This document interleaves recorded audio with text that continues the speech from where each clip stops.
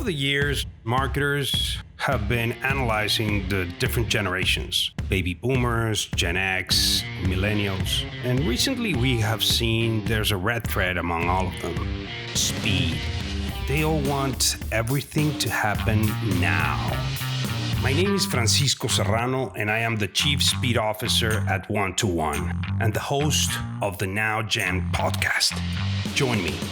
Each episode, we talk about what's happening with brands, see how brand professionals across different industries cope with this fast-changing market, and live up to the expectation of this now generation. Welcome. This episode is brought to you by One-to-One, the fastest day-to-day design, content, and digital studio. One-to-One has been the premier partner for many Fortune 500 companies, proving that tight deadlines shouldn't be a hassle. Hello and welcome again to the TheNowGen podcast.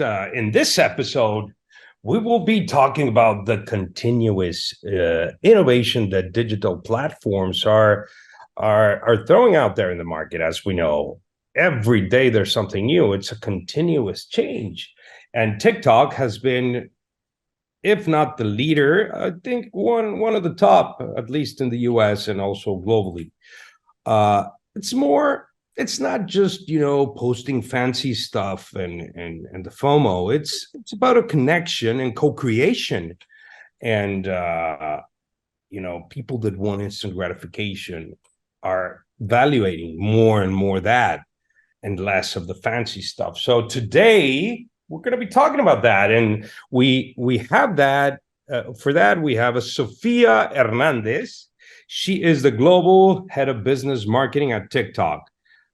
Sofia, very excited to have you here on this episode of the TheNowGen. Thank you so much for being here. So great to be here. Thanks for inviting me. Okay, Sofia, before we start, tell us your journey, how you end up in TikTok. Oh, wow. Well, I've been working many, many years, Francisco, so I'm going to cut it short. I'll give you the shortcut version of it. I studied marketing in university. I am really passionate about people and everything that makes us tick. So I thought either I will become a therapist or a marketer, right? One or the other. Chose marketing because I really love creativity. I'm married to an artist. And I started in the agency world, actually, and moved into global roles on the agency side because I always found the nuances across the globe were so fascinating to me. And some of the best work comes from some of the regions that, we don't see or hear from regularly. So I'm always inspired by diverse thinking, diverse people, diverse approaches. I also felt like we needed a lot of change in the industry. Some of the work that was out there really did not speak to me, even though it was meant to, and I felt like I could have a real impact on that. So after the agency, my life in agency, I actually moved over and did a stint at a SaaS company called Suzy, which is a consumer insights platform that really is transforming the way that we talk to consumers and get insights from consumers. So we raised a Series C at Suzy, built that company from the ground up. And it was incredible. And shortly after, in fact, in March of 2020, TikTok reached out and asked if I would come and lead North America marketing on the business side. It was a really unique time to be considering moving from something that was at the time very stable to something unknown. And this was before TikTok had the real impact that it's had in all of our lives. But I took the leap and have since moved into the global role about a year and a half ago and have been building this business globally. And exactly what is it? Is it a CMO position? What is it? What is the role exactly that you perform there at TikTok? Yeah. So what I do here on the business side is I essentially have helped since the beginning of TikTok, since we first launched TikTok, I help brands and other marketers really understand how to lean into the platform. Because what it has done is really required us to very much like the theme of your podcast, it's required us to really rethink how we've been doing things for a very long time. And so I've had the pleasure of partnering with marketers across the globe to really help them understand how to lean into TikTok in a unique way and really transform all these traditional practices that we've been following for decades. Yeah, and so you have 20 years of experience in the marketing field, right? And now you're talking to the CMOs of, the most important companies in the world. How do you see them evolved in the context of instant gratification? Yeah, listen, I think change is hard for us as humans, right? For the marketers, for our audiences. And, in 2020 is really when TikTok had a huge influence on the marketing industry. We had a lot of really early adopters and bold, innovative marketers lean in, like Elf Cosmetics, like American Eagle, like Chipotle, and some of the others. And it's slowly but surely taking on speed with other marketers.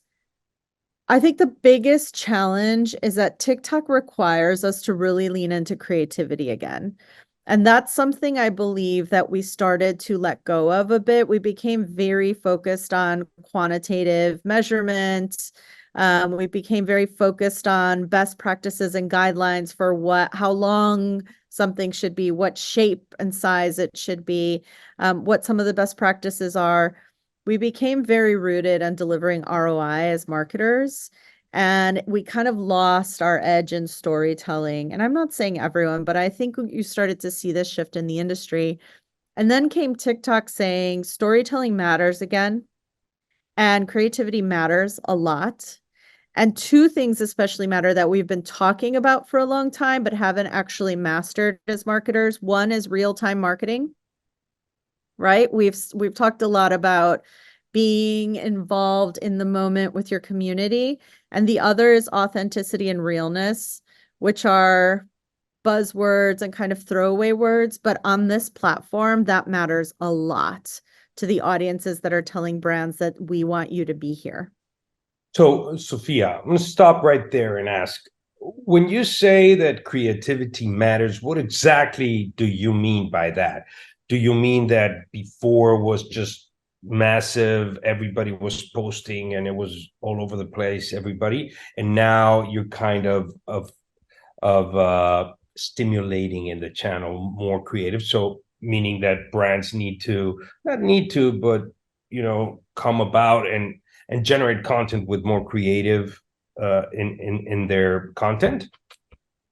Yeah, I think, when I talk to brands and agency leaders across the globe, we're still very much in a TV mindset for the most part. We still think about a campaign starting with a 30 or 60-second spot. Mm-hmm. And I'm not saying that we shouldn't be doing that. I'm saying that's not the first thing we should be thinking about when we think about how to connect with consumers. Then from a social standpoint, I feel like a lot of what we were doing was either really programmatic or very much just, created to drive FOMO. Like, let's look at something really beautiful. Let's look at something really meant to kind of pique your interest in a 2D way. And what TikTok brought was short form storytelling in the mobile environment. And what it really did was give the world, so everyone, a tool to express their creativity.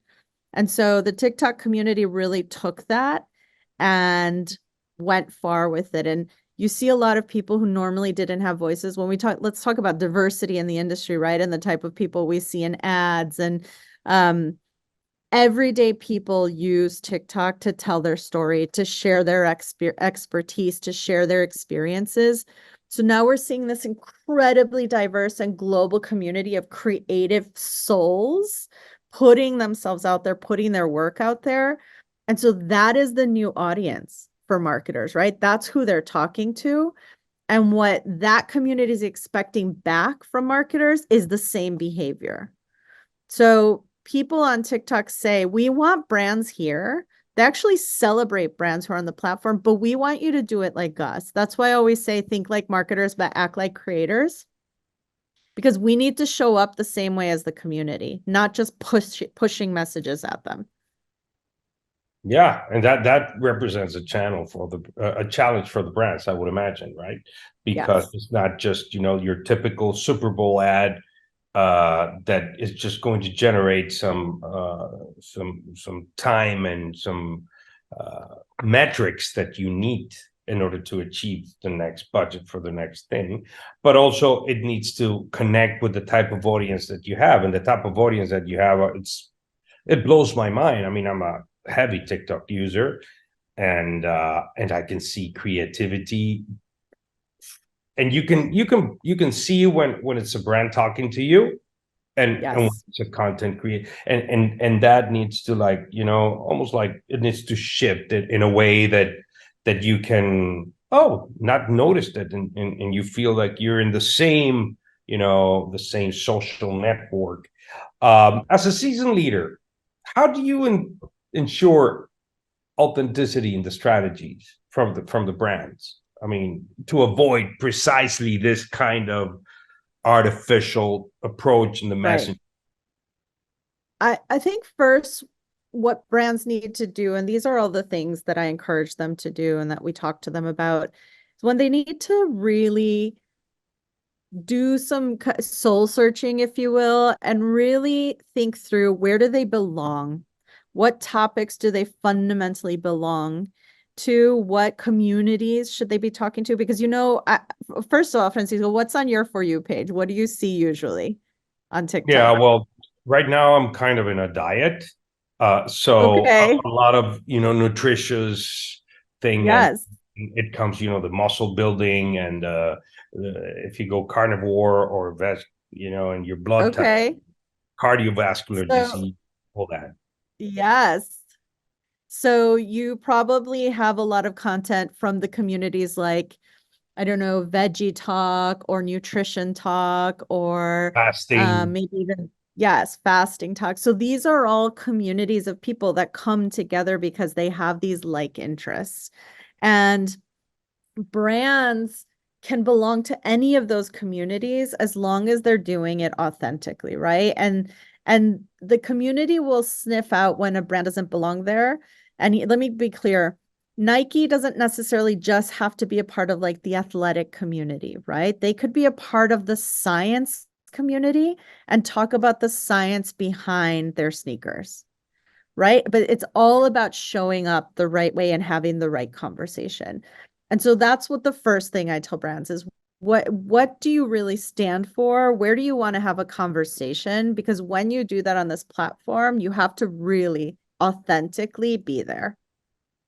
The second thing is, the best way to get started is to lean into creators. Creators are experts on the platform. They know how to connect with people. And what I'm seeing now is creators won't partner with brands unless they feel that brand's message truly resonates with them.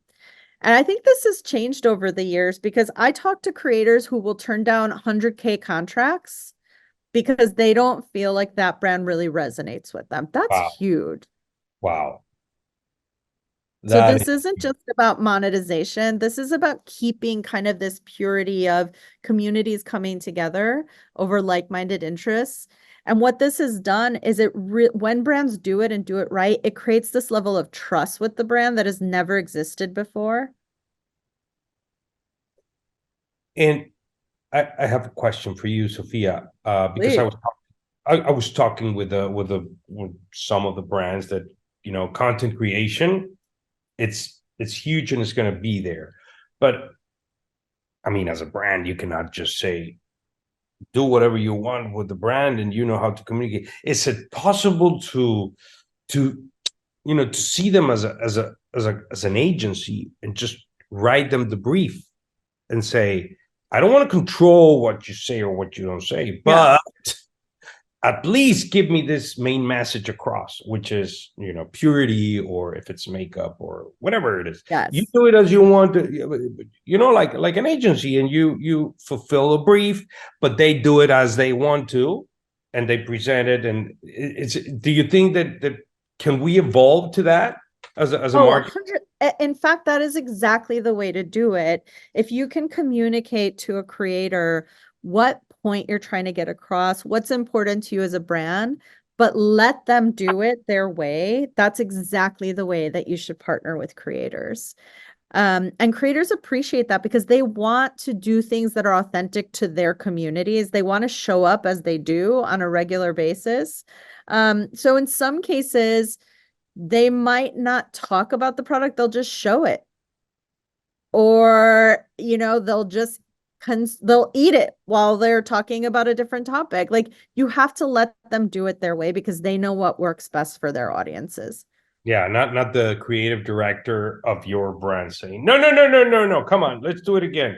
Well, you Right. tell me what to do. This is how I do it, and I have a Right. pimple, and let me show my pimple. That's because I'm authentic. Exactly. Exactly. And I mean, let's be honest, that's very uncomfortable for most people. Uncomfortable, and it has shifted, and I think that TikTok, it's helping force the brands to go into that place, and I would imagine that if you're a brand and you're looking your space within the TikTokness and truthfulness of the message, uh how do you help them to avoid sameness? So to say, oh, I'm doing the same Yeah. as this brand, how do you do it? How do you help us brands to achieve that?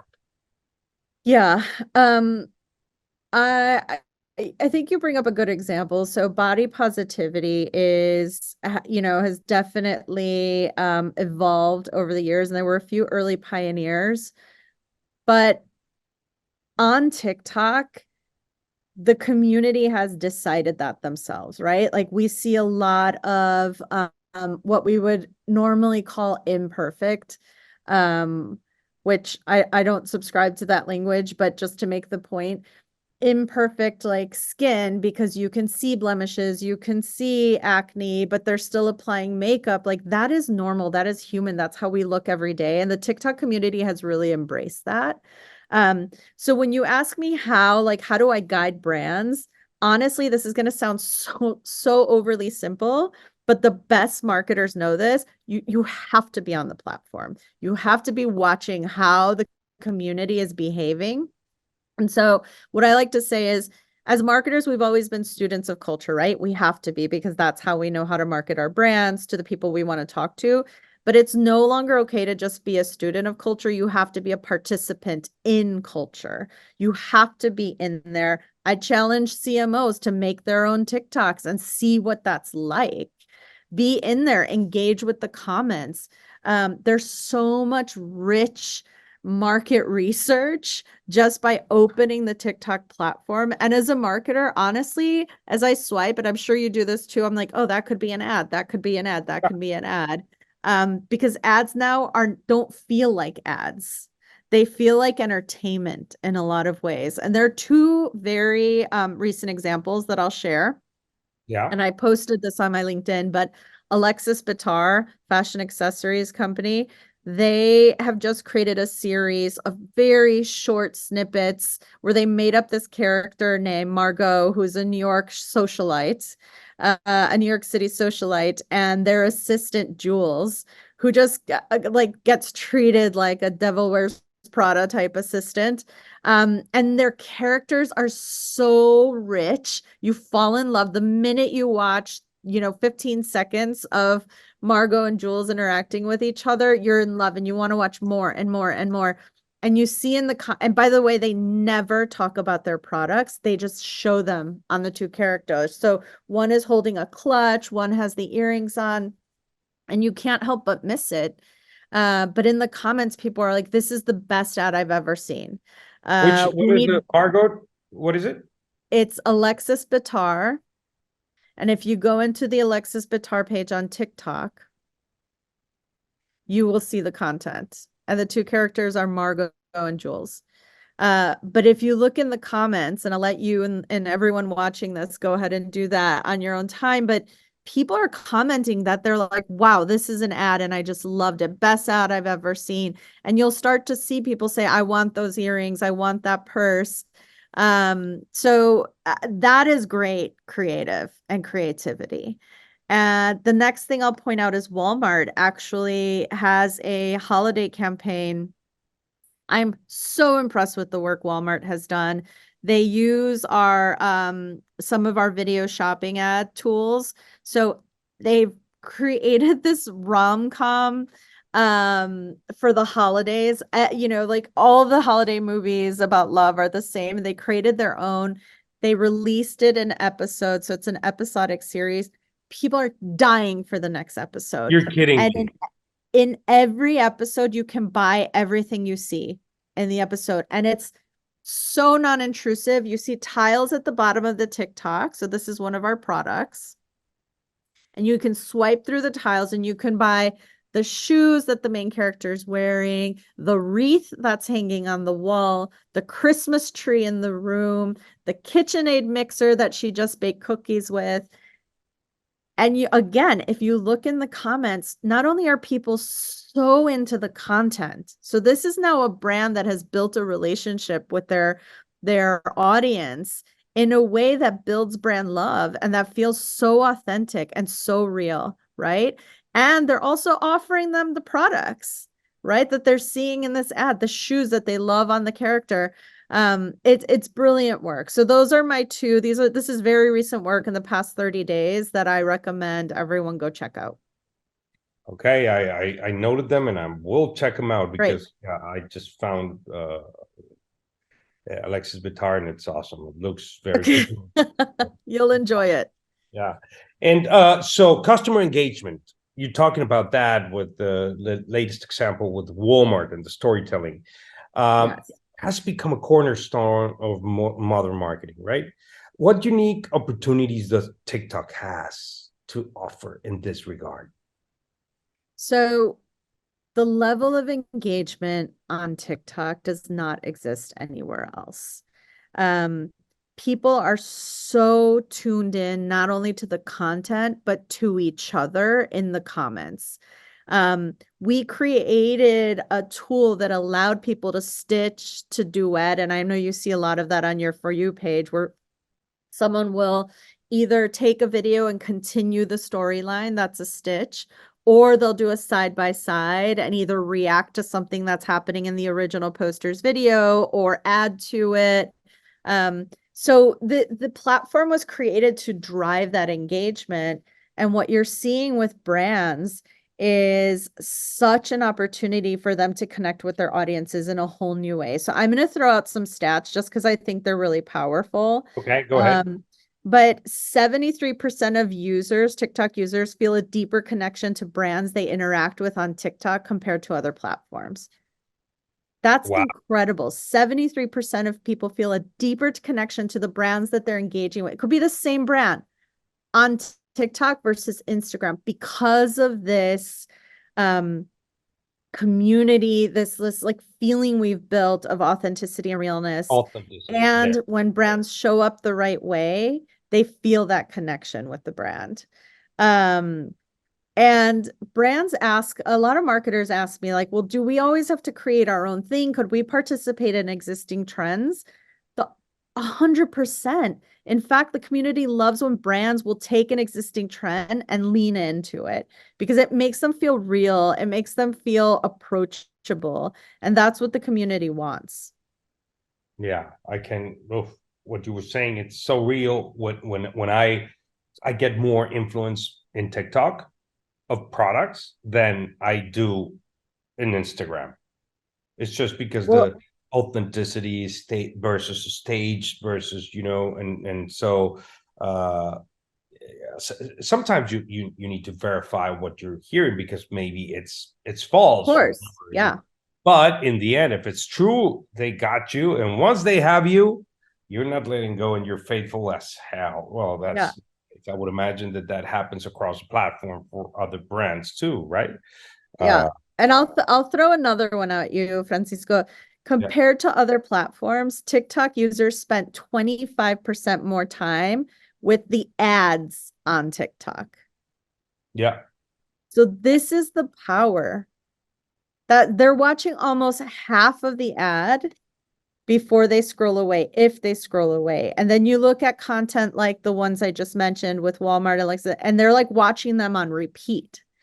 So there's just this incredible opportunity for marketers to really build brand love. And you're a marketer, you know, you're in the industry. We haven't been talking about brand love for years now, right? We've been talking about ads performing. We've been talking about ROI.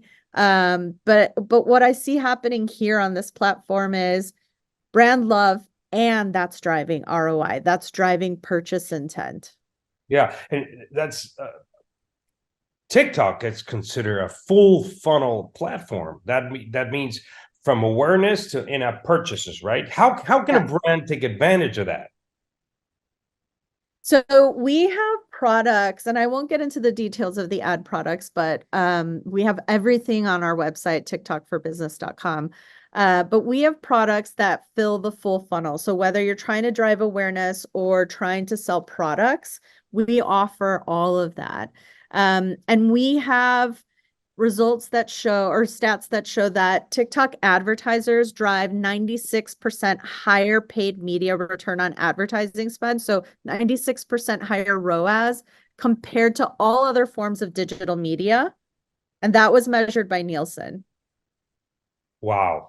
So not only are we building this trust, driving curiosity and purchase intent, but we are also delivering at the bottom of the funnel. Wow.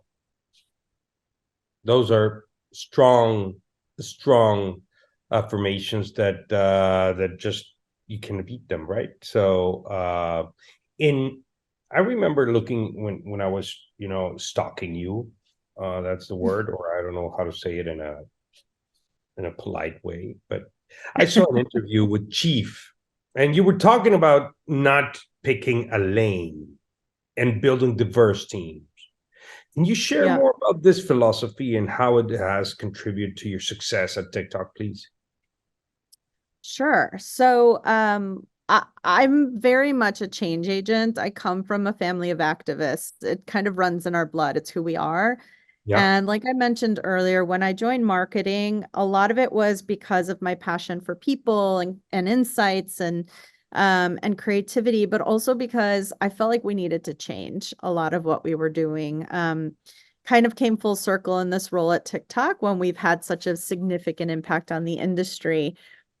I don't have a typical CV or background for, you know, having the role that I have at the company that I'm at, right?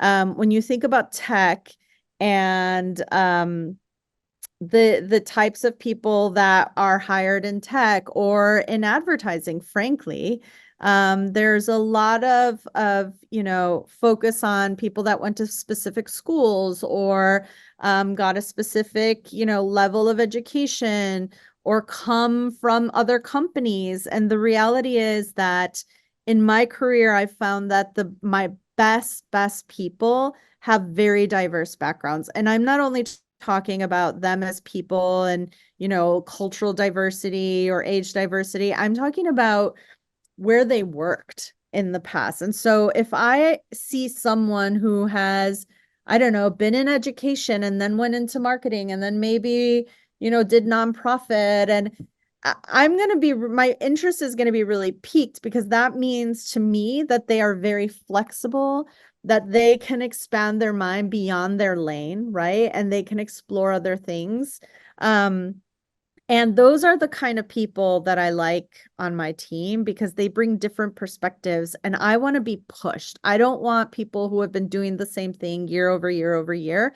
Sure, that brings a certain level of expertise, but I want people who are bringing different perspectives to the table regularly. That's how we stay fresh.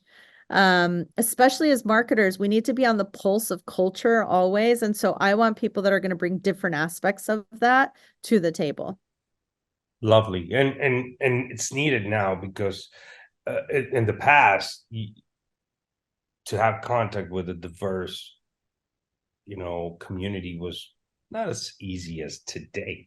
Right now, you open your mobile and you are there. So, and that has to have some kind of a street credentials, if you want to call it, not 10 years in working in this particular role. Yeah, but this is kind of, so what you're saying, it makes a lot of sense to me. And so we're coming to close to our interview, and I wanted to ask you, as a as a seasoned marketer, please give your audience an answer on the signature question that we always have for our guests. Is in today's fast-paced market, how can the concept of speed become the differential factor in marketing? Oh, that's a great question. I think speed is very important and will continue to be very important. The concept of real time, right? If something happens on TikTok or anywhere else that could impact your brand, whether positive or negative, we tend to like move at speed when it's negative, right? But we need to do that also when it's positive. So EOS is a perfect example of that. A creator, non-paid, non-solicited, talked about how much she loved the EOS shaving cream, and So Young, the CMO, was able to act quickly, right? And engage with that creator. They changed product labeling for this creator. And they were able to secure that person as a sponsor of the brand. But you cannot do that when you continue to live by like the normal operational processes, right? With legal and procurement and even media planning, which, is done months and months and months in advance. Like, you have to have that flexibility to move in the moment, buy something in the moment, respond in the moment, talk to your R&D team in the moment, and react. And that's going to take work, because a lot of big brands have really big structures and things that have been working, and it's going to require a little bit of an internal revolution, which will happen. I have confidence that it's going to happen. Hope for some brands it's happening faster than others, but it's definitely coming. We are going to have to change the way we work. I know it has happened with the home office and all that, so it's just something we cannot stop. And brands that are embracing that is going to be faster, and they're going to be one step ahead.